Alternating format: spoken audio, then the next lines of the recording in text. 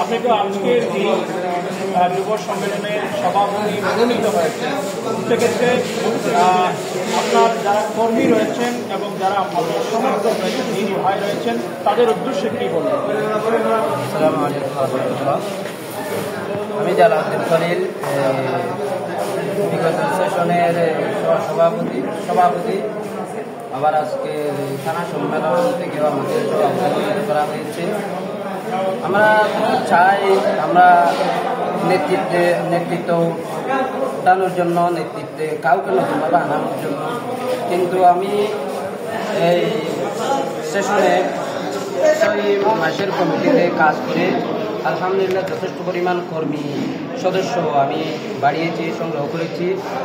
তারপরেও আমি একজন আজকেই এই যুব সম্মেলনে আমি ব্যর্থ সভাপতি হিসেবে স্বীকৃতি পেয়েছি। কারণ এই সংগঠনে কোনো একজন একবার সভাপতি হলে দ্বিতীয়বার সভাপতি না থাকায় এটাই তার সফলতা।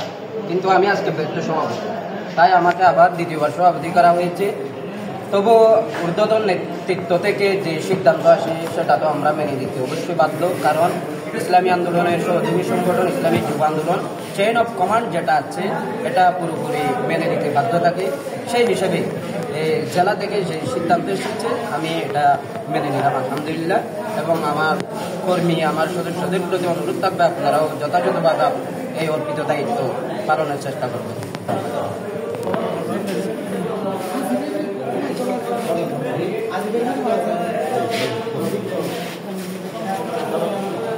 বৈষম্য শিকার ছিলাম, তাই না?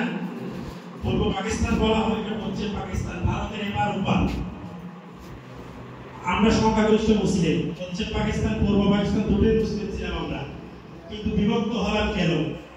পশ্চিম পাকিস্তানের পলিটিশিয়ান যারা অল পাকিস্তানকে লিড করতো, নেতৃত্ব দিত, তারা পূর্ব পাকিস্তানের খেটে খাওয়া মানুষের প্রতি বৈষম্য করত।